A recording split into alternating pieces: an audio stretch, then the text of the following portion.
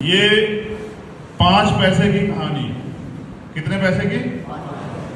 समय होता है, एक समय ऐसा होता है कि आप पे 1000 रुपए हो सकते हैं जेब में, एक समय 2 रुपए भी नहीं होते, वो 2 रुपए आपको बहुत बड़े लगते हैं। एक बार साहब काशीराम जी से पूछा गया था कि भाई आपके लिए सबसे सस्ती सवारी कौन सी और सबसे महंगी सवारी कौन सी, तो उन्होंने कहा सबसे सस्ती सवारी मेरे लिए हेलीकॉप्टर की। बस मुझे ऑर्डर करना होता है कि मुझे भाई लखनऊ जाना है तो लखनऊ की चला जाता हूँ, थोड़ी देर में कहता हूँ कि मुझे पंजाब जाना तो पंजाब ले जाता है। लेकिन एक समय वो भी था कि मेरे पास साइकिल के पंचर के पैसे भी नहीं थे, तो मेरे लिए सबसे जो महंगी सवारी थी उस समय वो साइकिल की थी। लेकिन आज के परिदृश्य में सबसे सस्ती सवारी वो जो है वो हेलीकॉप्टर। बड़े तार्किक थे साहब, क्योंकि संघर्ष किया है, उनके जीवन में बड़ा लंबा संघर्ष है, तो इस वजह से एक उनसे जुड़ी कहानी आपको सुना रहा हूं। मुझे बड़ा इंटरेस्ट आता है कहानी पढ़ने में, पुराने महापुरुषों का जो संघर्ष है ना, अच्छा होता है। वो पहला ही कार्यक्रम होगा। उस समय में रेलवे मेल सर्विस अर्थात आरएमएस में नौकरी करता था। नौकरी के लिए मुझे रोज पूना से मुंबई जाना पड़ता था। काशीराम जी मेरे साथ मुंबई आया जाया करते थे। उस समय आरएमएस का लाल डिब्बा हमारा छोटा सा कार्यालय बन गया था। चलते ट्रेन में संगठन को बढ़ाने के लिए हमारी योजनाएं बनती रहती थी। काशीराम जी के पास पूना मुंबई का रेल पास था। दोनों अपने साइकिल से पूना रेलवे स्टेशन पर जाया करते थे। वहां साइकिल स्टैंड पर साइकिल रखकर महालक्ष्मी एक्सप्रेस से मुंबई रवाना होते थे। महालक्ष्मी एक्सप्रेस पुणे से सुबह 7:30 बजे निकलती थी और दोपहर 12:05 पर मुंबई पहुंचती थी।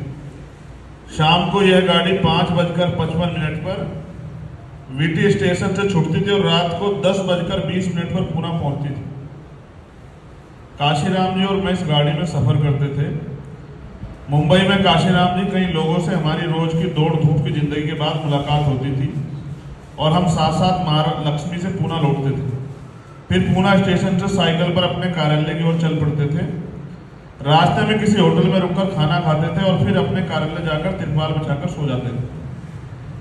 आज मैं उस दिन को याद करता हूं। मुंबई से मैं और काशीराम जी महालक्ष्मी ट्रेन से पुणे आए। रात 10:30 बजे अपनी अपनी साइकिल निकालकर हम स्टेशन से बाहर आए। हमारा कार्यालय स्टेशन से 15-20 मिनट की दूरी पर था। बातें करते हुए पैदल ही चल रहे थे। हमें हमेशा स्टेशन के पास के वंदना होटल में खाना खाते थे। यहाँ खाना सस्ता मिलता था। आज मेरी जेब में पैसे नहीं थे, सो मैंने सोचा कि काशीराम जी के पास पैसे होंगे और हम खाना खा लेंगे। मगर वंदना होटल के सामने से गुजरने पर भी काशीराम जी नहीं रुके। मैंने सोचा आज उनका मटन खाने का मूड होगा, सो न्यूयॉर्क होटल में जाना होगा। काशीराम जी को मटन की डिश बहुत पसंद थी। वह मटन की डिश लजीज मिलती थी और मटन के पीसेज भी ज़्यादा मिलते थे।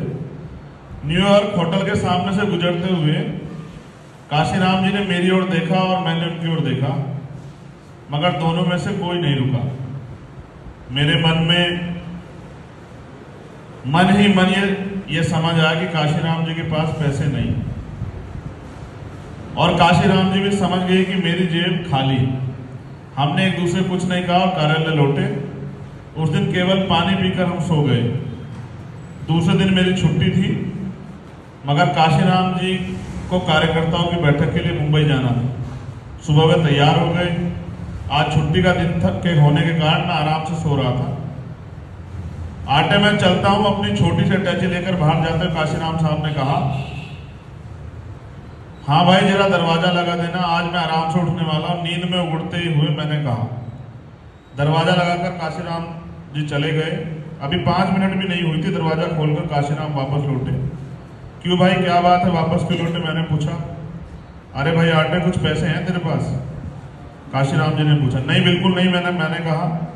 देखते हो इधर उधर कुछ पड़े होंगे। फिर मैंने ऑफिस के ड्रायर वगैरह खोलकर देखे, मेरे पास पैसे नहीं मिले। नहीं साहब कुछ भी पैसे नहीं है। मैंने निराश होकर कहा कम से कम 5 पैसे तो होंगे। उन्होंने फिर कहा, मैंने फिर ड्रायर ढूंढे मगर 5 पैसे भी नहीं मिले। नहीं साहब 5 पैसे भी नहीं है, मगर 5 पैसे क्या जरूरत पड़ी? मैंने पूछा अरे यार मेरी साइकिल में हवा नहीं है, हवा भरने के लिए 5 पैसे लगेंगे, काशीराम जी ने कहा। मेरी साइकिल ले जाओ, मैंने कहा तुम्हारी साइकिल भी देख ली, उसमें भी हवा नहीं है। ठीक है गाड़ी का समय हो रहा है, मैं चलता हूं, कहते हुए काशीराम जी लगभग दौड़ते हुए निकल गए। टेरेस पर खड़े होकर मैंने देखा गाड़ी